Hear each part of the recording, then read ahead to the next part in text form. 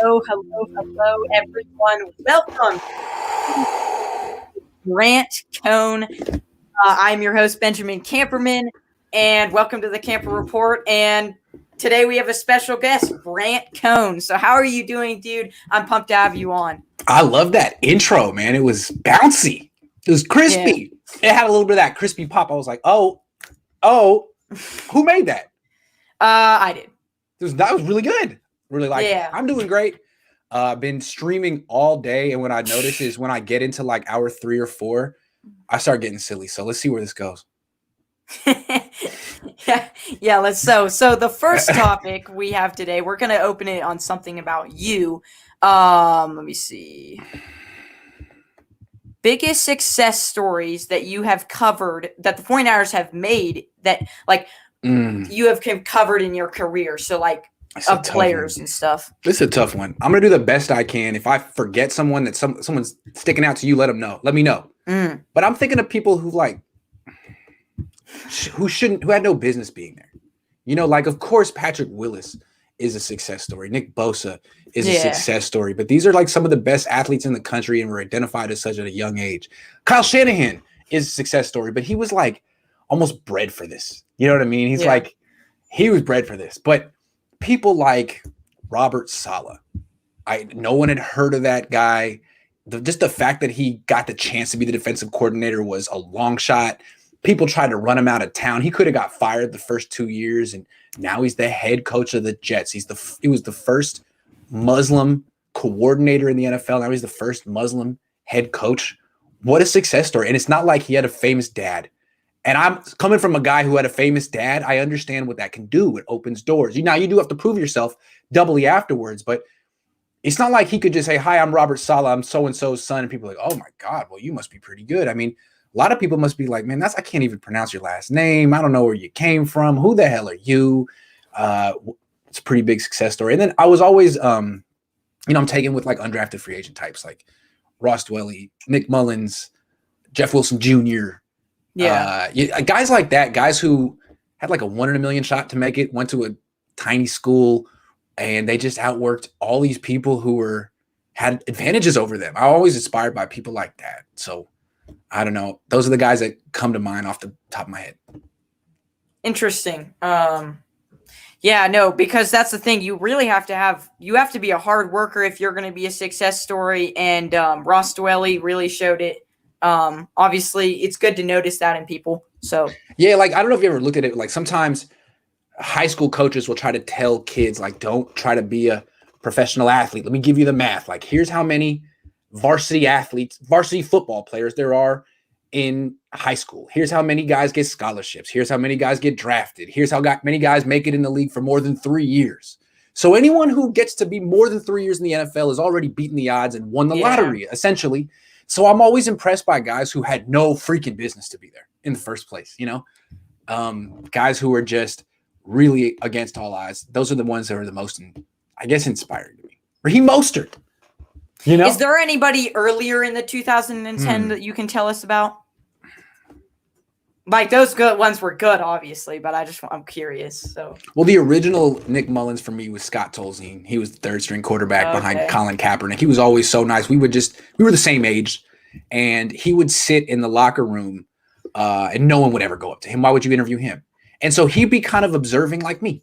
He's kind of like, I'm never going to play. I'm just a normal person watching the Niners. Like he's like in it, but not in it. I always felt like we could kind of sit there and talk from the same perspective. Like, so what's it like being on the same field as Aaron Rodgers? And he's like, man, it's really amazing, man. Like, I'm so nervous. He didn't say he's so nervous, but he's like, I'm trying so hard. And Aaron Rodgers looks bored on the field. He looks bored. So I would have a lot of fun with Scott Tolzien. But like success stories though, I mean, they didn't have a ton, hold on. Like Chris Borland, I guess he was a high pick. How about Frank Gore? Yeah, that's true. That guy shouldn't have had a career and ended up being the most durable running back of all time. Yeah. My God, how did he do that? He tore his ACL, and I think, that's true. That's actually a sleeper. Yeah. That's a good one. I'm trying to think of other ones. Alex Smith. Now, he was the first pick in the draft, but given all the crap that went against him, the fact that he was able to turn his career around is remarkable. That's true. Okay. Yeah. I never thought of Frank Gore as a success story, but now that I'm looking back, he tore his ACL twice. He was underestimated. He was small. And now more recently, George Kittle, tremendous success story. Fred Warner, tremendous success story. These are day 2, day 3 picks who were drafted to like maybe fill a role, kind of, maybe, sort of, and became leaders of the franchise. Right. Yes. Right. So I guess that was cool. Do you have anything else on that, or we can just? Those are all the names that I can think of. Ben Myers in the chat saying that he got fresh Grant this morning. What are you trying to say? I'm not fresh. What you trying to say, Ben? Anyways, I didn't write this one down. I forgot to. But when did you? I know you've been interested in journalism all your life, but when did you really decide to be a journalist? Like, when did it really become clear to you? That's a good question. When I was a kid in middle school and high school, my dad always was like, I want you to don't do this. Don't do this job at all. Do not work for a newspaper. They're dying. I recommend you to do anything else. And my brother is in tech. My brother makes he's very smart. He's in tech. He's 12 years older than me. And he recommended that I become an econ major. I went to UCLA, where you could, if you're an econ major at UCLA, you're in a position to make a ton of money. And my brother was like, you might want to think about doing that. And I didn't. I went in as a history major, not knowing what I wanted to do. And I guess when I was your age, I felt like I was going to have an epiphany one day and just know what I wanted to do. Have you had that epiphany yet? I don't know. I'm not not really. No. I'm not completely sure. No, I was not completely sure. So I went to college and I was a history major, and I don't know why I picked that. And I freaking hated the class that I took. And I just remember like my first round of finals that year, my freshman year, like not being super interested in any of the classes I was taking at UCLA, which I wasn't surprised. I was surprised. I thought I'd be so interested in my college education, but I was spending so much time on before Twitter. Okay. There was a thing called forums. 49ers Web Zone, they still exist, but it was like, if you wanted to chat about the Niners, you went on web forums and you created like an alias. And I'd be in there all day arguing about who should play right guard or what they should do at quarterback. And because to me, it was like, I like wasting time reading the forums, but I felt like they were kind of slow and no one really was, stirring the pot or advancing the conversation. So I needed to insert myself. And I feel like what I loved to do was advance the conversation online about my sports teams. And I didn't think that was a job, So what I ended up doing was just starting a blog with my dad and doing that once a week in college. And then just kind of like stumbling into the industry. Like I was an intern at a TV station. And when was this? When you were like early 20s? 22, yeah. Like when I graduated, I was intern at Channel 2 in Oakland. And I didn't know what I wanted to do. Do I want to be a producer? Do I want to be a writer? What's funny is like what I do now is basically what I did when I was 19. Is like I just kind of direct the conversation on YouTube, on Twitter. I do report as well, but it's very much about the conversation with the fans. Yeah. And it's funny is like if people remember like 2007 warriorsworld.net, I was all upon that. Golden State of Mind. I was getting everyone all worked up about Andres Biedrins and Kevin Love back in 2007. I was doing that when I was 19. And like they used to have these things on SB Nation. You could make your own posts. Like there were people who write there, but you could have like the fan posts. And mine would have like 200 comments. Like people would get mad, but you couldn't deny the fact that like I was the center of attention on these little things. And I was addicted to it. And I still kind of am. That's why I can talk about the 49ers all day, every day. I'm addicted to this thing. So I guess that's when I realized that this is what like my calling was. Not that I'm great at it. It's early just 20s, right? Late teens. Yeah. Just, it's like, it's an obsession.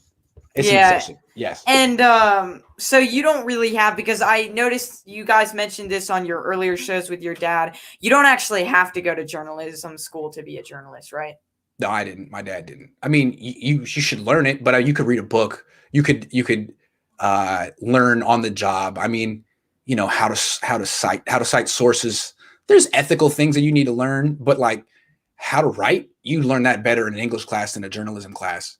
And you do need to express yourself via words, via English language. So me and my dad are big English major proponents. Like most people don't think, well, how does that set you up? What does that help you with? Really, it helps you with everything. It doesn't get you a job, but once you get your foot in the door, it makes you stand out. I would recommend it. Right. What's nice here? Let me give it to you on your terms, because that was terrible. Let me tell you how a 15-year-old would look at it. Look, if you're a history major, like I started out as, they'll give you an assignment like, all right, read these long ass textbooks that are really boring, and then write a 15-page paper on the politics, religion, culture, and economics of this region from this time period to this time period every time. And it's the most boring project you've ever done. But in English class, it'll be like, read this poem that's like 200 words, and then interpret like something about it, make a case, make a compelling argument about it in 800 words. It's like, oh, okay, I like this assignment. That's way better. That way you're more efficient with your writing, because if you were write for a newspaper or cover a team, you're not writing 15-page papers. You're in and out in about 500 words, 700 words, and you need to be efficient, which is a good skill. Right. That is good advice. It's always nice. Like, I did not know some of the things about like how your dad was like saying no. So that was nice hearing your story. It's always nice to hear other people's successful people's story. So we can get to the next topic if you want. Do you have anything else? Nah. So what can I don't really have a lot of answers for this topic, so I wanted to hear your thoughts. What can the Seahawks do for them to keep Russell Wilson around? That is so interesting. Should they keep him around? That's what I was thinking. Like, I'm like, okay, what can they do? What they can do? What can they do? Haven't they tried everything? I mean, they've gotten a bunch of different coordinators. They've gotten different running backs, different offensive lines, different receivers. I mean, what else can they try? I mean, they could fire Pete Carroll, I suppose. But I keep coming back to the financial thing. I just feel like Russell Wilson and Aaron Rodgers are one and the same. They're all-time great quarterbacks. But they just make too much money, and they don't do what Brady does. They don't necessarily see the big picture. Their attitude is, I'm the MVP. I'm worth the money. I make other players better. I want all the money, figure it out. And Brady's like, look, I'm the greatest of all time, but I understand if I make too much money, I'm going to hurt my team. Let me make less than some of these other quarterbacks, and now we'll have an unfair advantage. Those two just don't get it. And if they were willing to renegotiate and lower their cap number like Brady does, they would have more rings, but they don't. So honestly, if I were them, I would have traded him for Kyler Murray 2 years ago when Murray came out. Maybe that's a little radical. But I feel like I guarantee you, like right now, go ahead. No, go ahead. Absolutely. Go ahead. Right now, I guarantee you, like the Cardinals would be like, no. But like if you would have done it like when if you would have traded him for the first overall pick and picked Kyler Murray, they would have easily done that. So and the whole idea to me is like the Seahawks were at their best when Russell Wilson was young. Before he was great. You know, when he was just young and cheap and the secondary option after handing off to Marshawn Lynch. That's what Kyler Murray would have been on them. Now he's in his third year in the league, and he'll be expensive in a couple of years. But they could have recreated their formula. Because to me, it's a defense first, run game centric team. And of course, you need a great quarterback, but he's not going to throw that much. You don't need to spend $40 million and make it all about him. They're at their best when they have a top defense and a top run game and a complementary playmaker who's young at quarterback. Yeah. So if I were them, I'd ship them to some team that likes to win 10 games a year but not win Super Bowls. And back then, I guess when he was winning Super Bowls, the way people were being treated in the NFL, they weren't getting paid as much too. Do you think that could have factored into it? When he was winning? Yeah. Well, Russell Wilson. Go back and look at what he was getting paid when he won the Super Bowl. It was like $900,000 or something. But the cap number was also like nobody was getting paid nearly as much as they were now. So that's true. It could really hurt the NFL if things go up, like linebackers. Like it's ridiculous to pay a linebacker dang $27 million, or like Aaron Donald. I know they're good, but it's ridiculous to pay those people because that's like almost getting to more than $1 million per game. Hold on, let's bring it back real quick. Like, would you have traded Russell Wilson for Trevor Lawrence?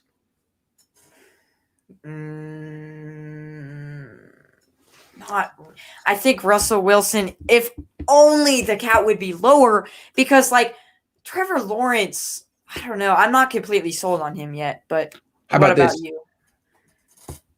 Get I me a think better offer. I want the quarterback on the rookie deal. I don't want to spend $37 million on any quarterback.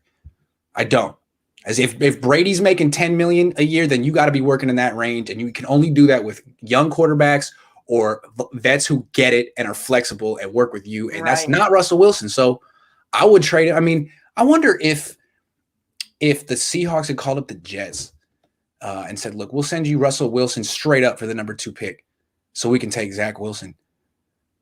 I want the young quarterback on who's cheap, man. Yeah. Like, I guess like if Robert Saleh had Russell Wilson, it would give him job security, but you'd have the same problems that Seattle had eventually. Yeah. And all the other stars like DK Metcalf, they're going to want extensions. Will they be able to give them? And so that's why, like, the Seahawks, I don't know what they've been doing the last few years in the draft because they've literally been drafting linebackers. But what I would do is I would actually draft young players, young running backs, young receivers, but they haven't been doing that, which is really weird. But I guess their defense is awful too. So I feel like when you spend all this money on the quarterback, you have to draft perfectly. And most teams don't. Seahawks really don't. So that's what you see. Like you see these teams like Green Bay and Seattle, and you're like, well, if they had just drafted better, they wouldn't be in this problem. Well, that's unrealistic. You know, this is what happens. You're not you're drafting young kids. You don't really know what's going to happen when you mix money with you just don't know. So, who's going to work. And it's they're right now in a pickle right now. I don't know how you would get yourselves out of them with still keeping Russell Wilson. So trade Russell Wilson. Trade him for the first pick next year. That's true. Like trade him to somebody that's desperate. First pick. Like let's say Zach Wilson busts. Let's just say that a random like complete scenario. Let's say Zach Wilson busts. The Jets now are desperate. Robert Saleh is like, you know, he killed the 49ers every year. Don't you think Robert Saleh would love to have Russell Wilson? Robert Saleh is a very smart guy. I don't know what he wants. I think he might understand the advantage of having a young quarterback on a rookie. Because when he won the Super Bowl, Russell Wilson was cheap. I just don't know how he feels about spending all that money on one player.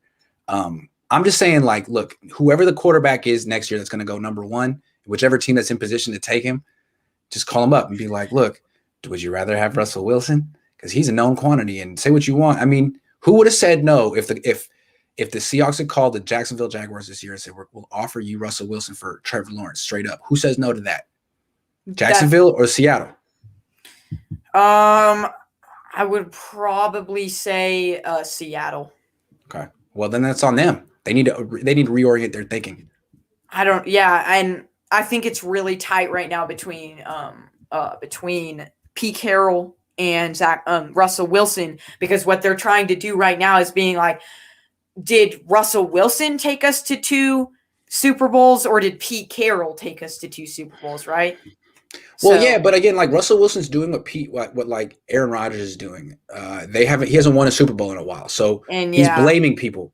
It's not my fault. I'm the greatest, and I'm worth all this money. So it's the offensive line's fault. It's Pete Carroll's fault. It's the front office's fault. It's everyone else's fault when it's your fault, Russell. You're greedy. You're greedy.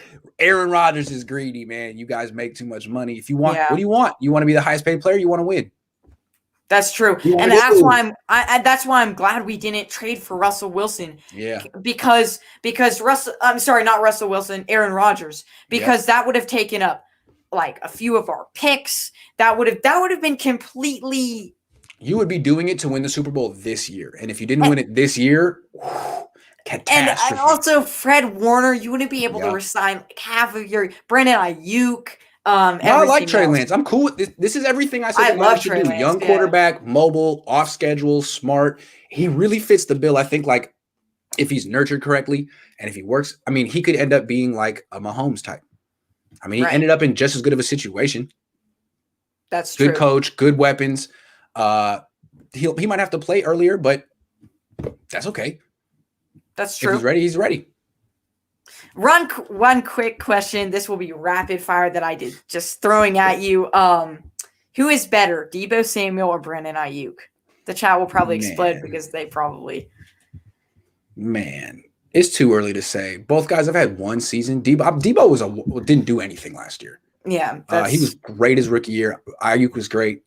I feel like Deebo's been used in a certain way that makes him seem limited. Maybe that's because of the quarterback. Maybe we'll see a different dimension, a downfield dimension to his game with Trey Lance at quarterback. I think they really complement each other very well. Deebo is a bit more underneath. Ayuk is a better route runner. Both of them have serious durability issues, and I think that's what's going to determine who's better, which one is plays more games. They're both very good. And if they both stay healthy the next couple of years, they could get big contracts from the 49ers. In a couple of years, the Niners' highest paid players could be Lance, Ayuk, Deebo, and Bosa, depending on Fred Warner, Fred Warner, Kittle. I mean, all these guys. Yeah. Dang, that's a lot of contracts. It's a lot of contracts. So all of a sudden, the Niners are going to go from a team that, to me, good teams, good salary structures have middle class. You look at teams like, I don't know, Cleveland, New England. They have no one making more than $15, $16 million. And then there's a guy making 14, a guy making 13, a guy making 12, a guy making 11. And there's this whole group of highly paid role players. And that's a big deal as opposed to a team like the Rams, who has, dude making 25, dude making 20, dude making 20, dude making 18. And then guy making 3, guy making 3, guy making 2. It's where is the middle of your team, right? It's all your depth is young guys, and bodies off the street. You know what I mean? You have stars, and so if you lose one star, what's your team? Yeah, that's true. Yep. Me and Not Your Average Sports Kid have a lot of beef on that topic, and so that's why I wanted to get your thoughts on it.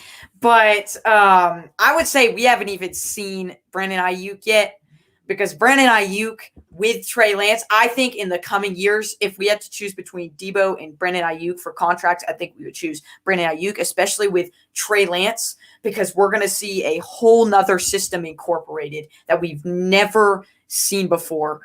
He could be over 1,200 yards with Trey Lance. Well, let me just say one thing. See, my philosophy with signing wide receivers, he's got to be a definite Pro Bowl, borderline All-Pro. That's true. Look what Pittsburgh does. Pittsburgh drafts a dude between the 50th pick, in the second or third round every year, and they just let guys walk. But if they're really good, they'll keep them. And I feel like if they're super duper good, keep them. You don't need to replace a Pro Bowler, but if not, you can definitely replace them with another second round pick. So they're going to have to show that they're consistent and durable. And if so, then Deebo Samuel and Ayuk are both going to be guys making 15, 16 million a year. Yeah. More than that.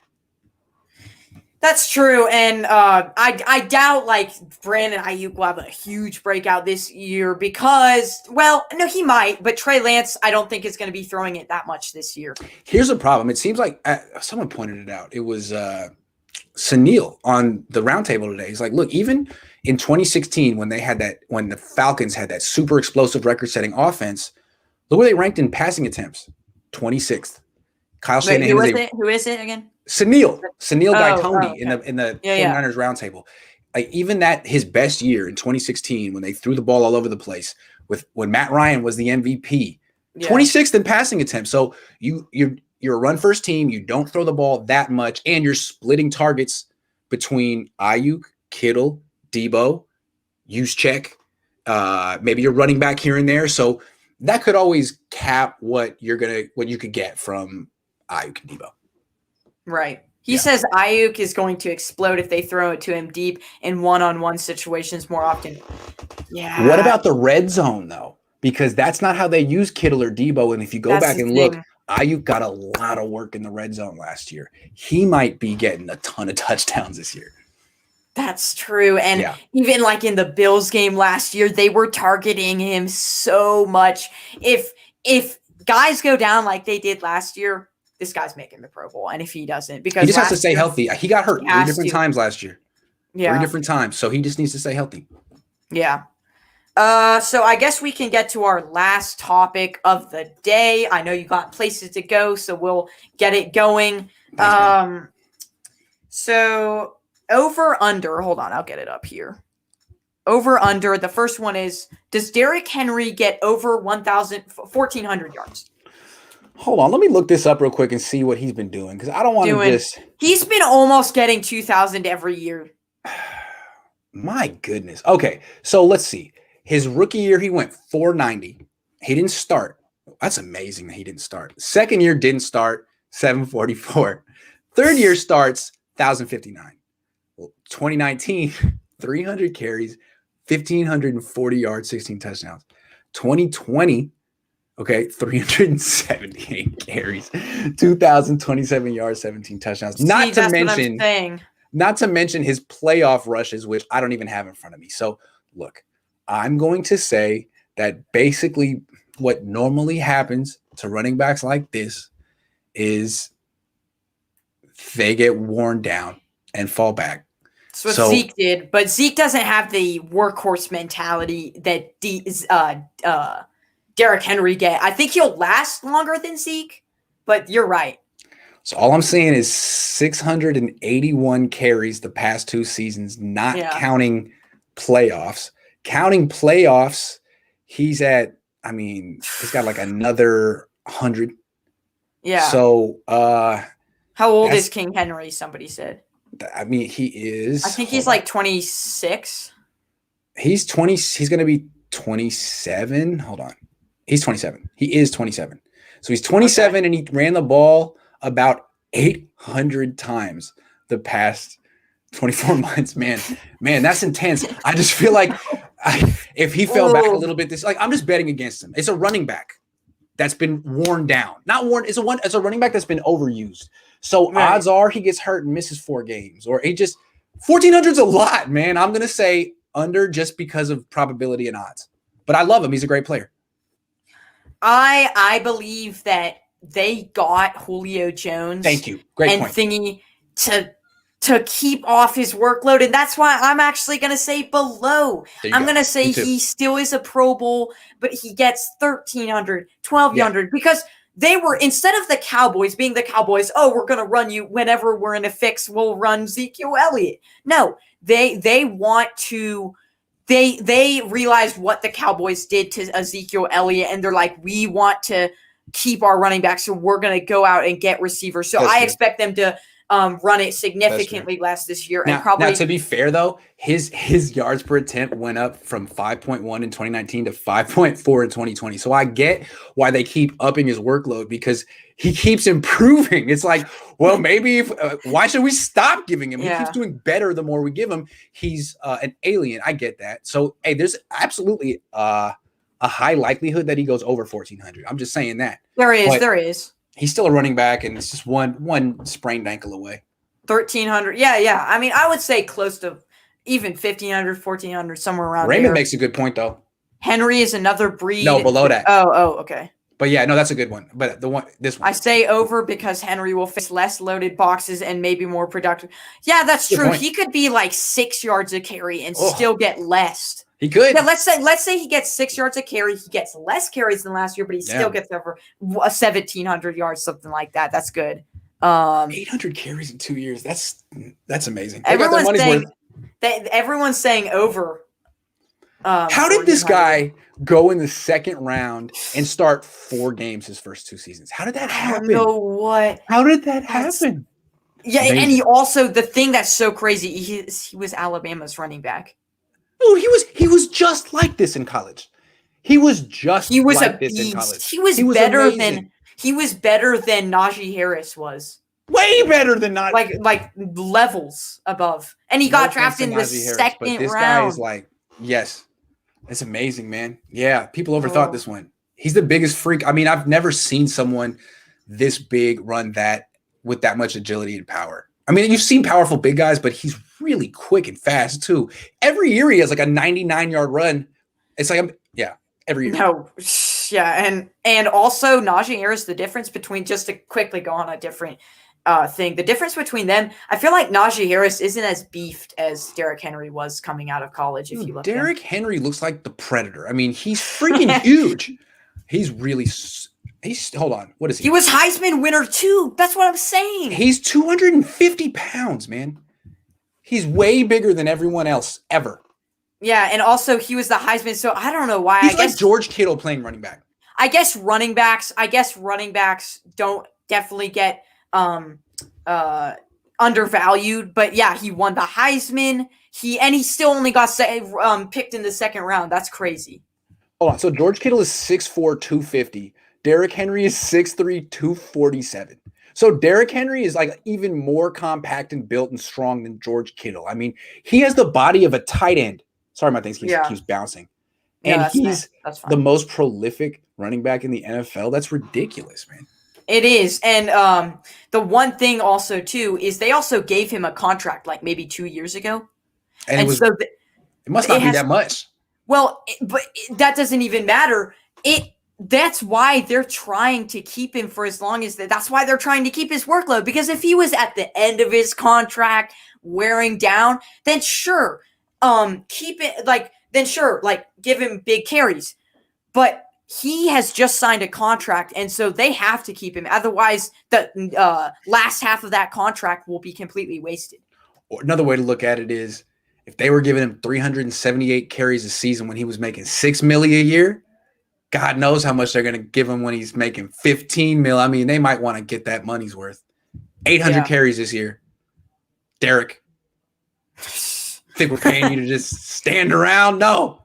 They don't throw it to him very much. He had like one catch last year or something. But I mean, he's not really a receiving back. Who cares? Yeah. You can get someone else to do that. Or you can just trade for AJ Brown. I don't know. I think they might have actually drafted somebody in the 6th round. I think they did this year. Oh, nice. So running back competition. Yeah. So this one I wanted to bring up. Does Trey Sermon get over 700 yards? I think he does. It seems like he's a better fit next to Trey Lance than Mostert. Mostert really, to me, is at Mostert, if you're watching, correct me if I'm wrong, but you are like a guaranteed 6 yards per carry from the deep I formation. From the gun, I feel like the angles are a little different, and it's just not quite his game. I don't know why you would use – if you only had 10 carries a game for Raheem Mostert, they should all be from the I formation. That's the way what's his face? Eric Dickerson was in the 80s. Yeah. I mean, in the 90s, he wasn't running from the gun. He was running from the deep I formation. That's fine. So Trey Sermon, though, is very good from pistol, from the gun. It's what he did with Kyler Murray and Justin Fields in college. And although Trey Lance is very good under center. You mean Dwayne Haskins? No.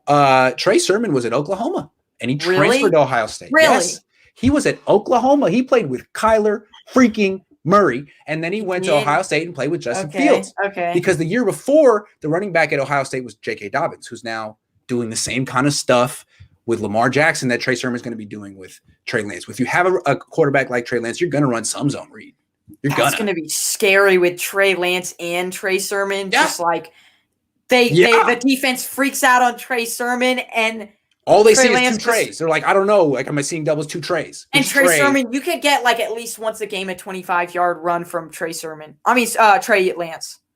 Yeah, that's so he's his own read guy. It's not going to. I don't think it's going to be Raheem Mostert as much. It'll be Sermon, and Sermon's also good from, I formations. Although he didn't have him as much in college, but he can do the outside zone stuff. It's not just inside. So I think he did miss a season at Oklahoma. He has had injury issues too, but he should average 5-6 yards a carry, get 100 carries, and get close to he should get very close to 7. I'm gonna say over. Okay. 150 carries and over. I said it the other day. I think it's going to depend on how much they factor in Wayne Gallman, because he's really good. I mean, like, this could be really interesting. This is the most interesting thing to look for in the season, because it's like, if they give it to Wayne Gallman, like, maybe they'll keep Trey Sermon. Like, maybe they're thinking long term, when we get rid of Raheem Mostert in like 2 years, when he's old, or 1 year.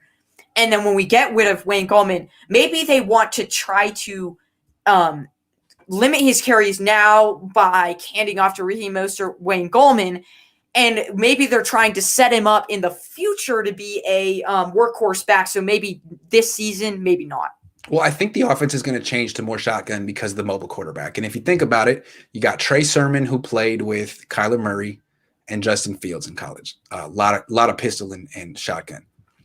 Who did Wayne Gallman play with in college? I'll look it up. Hold on. Do you know where he went to college? I can tell you. Wait, who? Wayne Gallman. Yeah. Wayne Gallman went to Clemson. Oh, yeah, that's right. He must have played with Deshaun Watson. He certainly did. Certainly did. Yeah, because he was in the same. So again, that's another running back who has experience running from the gun, running in zone read concepts. It seems pretty clear where the Niners are going. It seems pretty clear where the 49ers. Also, if you can manage to find highlights of Elijah Mitchell, what kind of offense is he running from? He was from Indiana, right? He's actually from Louisiana. Oh, Louisiana. It's same colors, but he's in the pistol. I think what we're going to see from the 49ers is a lot of that 2012 type Washington football team. Pistol is where you run under the pistol is shotgun. It's like kind of shotgun. It's like instead of standing side by side, the quarterback is kind of halfway in between. Okay. Yeah. I've run those. That way, like the running back isn't offset. He's directly behind. And that way you can run left or right. Because the thing with the shotgun is if you're in the shotgun and then the running back's always going to be offset one way. And if he's offset to your left, then the defense knows if the running back gets it, he's going to be going this direction, right? Like he's not going to be able to bend it back. So it kind of limits where you can run. You can, like if you from the shotgun, if you have the running back offset to the left, you can run outside zone to the right, but not to the left. Or you could pitch it to the dude. It's just a little complicated. It's a little more seamless with the shot with the pistol. And one more thing, I think the play action game is better from the pistol than from the shotgun, because from the shotgun you just kind of do that little dinky handout and you don't turn your back to the defense, which is the main seller. On the pistol, you can get a full turn, even though you don't carry it out as long. So I think that's why. So they're seeing guys like Lamar Jackson and they're like, we want to do this too. That's Or guys like in their own division, Kyler Murray, Russell Wilson. I think Russell Wilson in particular, I mean, no matter how good the Niners are, they have trouble. They lost to Kyler Murray week 1 last year because they couldn't contain his scrambles. He scrambled for a first down in the fourth quarter on 3rd and 17 and scrambled for a touchdown. I mean, I think Kyle has seen that, like, just being able to execute from the pocket alone isn't enough, that the best quarterbacks can do a little something extra. Brady notwithstanding. Brady's his own breed. But they got this off-schedule thing that none of the Niners quarterbacks have had since – I don't even know if Colin Kaepernick was an off-schedule quarterback. He would take sacks. Yeah. Garcia was like the original Russell Wilson. And you see it now with Kyler Murray and Josh Allen, Russell Wilson. It's like when the pocket's collapsing, that's when they're at their best because now they're out. And it's like, well, now you got an athlete on his own, and what are you going to do? Like, you're in trouble. And I feel like what defense has almost become like, well, let's just keep these guys in the pocket and make them execute. Let's just kind of hang out here and make them throw. And that's what people are going to be like with Trey Lance. If they come at him too hard, he's going to kill them with his legs. And they're going to be like, all right, let's make him execute. Right. Yeah.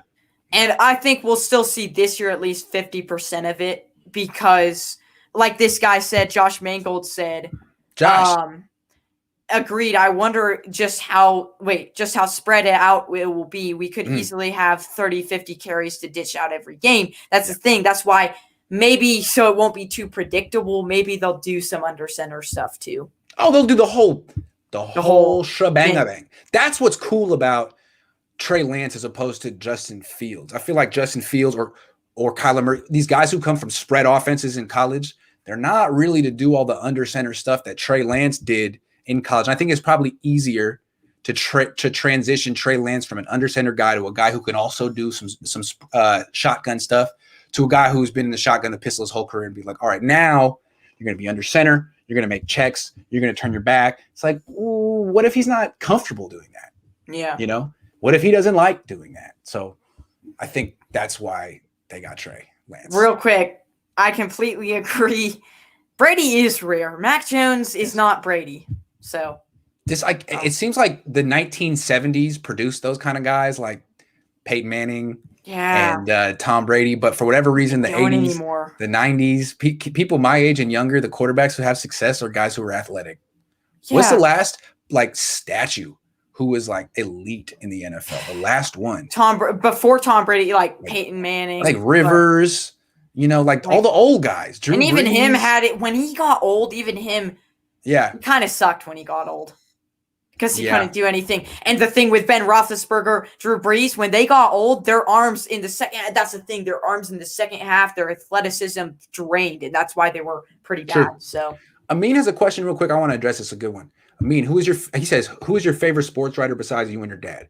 That's a good question. Yeah, I don't know if he's my favorite, but he's someone I really respect, and he's fantastic, and you guys should know about him. His name is Bob McGinn. Okay, he covers the Packers. He's been covering the Packers forever. So you're not interested in the Packers, but my sister's a Packers fan. Yeah, he gives the most in-depth coverage of a team in the country. And I've been aspiring to give the Bob McGinn level of coverage for the 49ers that he gives for the Packers. So I think he's with I don't know what he might be with the Athletic now, but he has also like a legendary yearly series where he interviews scouts and gets their like unfiltered take on the best prospects. He's one of the most connected guys in the league, and he's not just like connected in the Packers organization. He's connected all around. So he's kind of like old school, telling you the truth. If you want to get a good example of like a real journalist covering the team, not just me who gets up here and talks in voices, Bob McGinn, BOBMCGINN. He is the best of the best. And if anyone NC what? MCGINN, McGinn. Okay. And if anyone ever were to compare me to Bob McGinn, that'd be the highest compliment you could get. That means the most thorough coverage of a team you could possibly have. He watches film like a coach and he was doing that decades ago. I mean, anyway, this guy's good. Yes, Bob McGinn. Anyways, so do you have anything else? I think we're done here, but that was a lot of fun. Great question, Amin. This was a great show. Thanks for thanks for just letting me have you on my show. On my show. And this was a lot of fun. We will see you guys again later. Remember, check me out on Apple Podcasts and iHeart.com. And this was check Grant out on his channel. Check me out. Even though all the other people have probably already heard of you that is watching this right now. Hey, man, you just did a great show. Hell of a host. Great questions. I hope I lived up to your expectations. No, you did. I really liked, my favorite part was earlier on in the show when you were like giving the stories and everything. So I love that.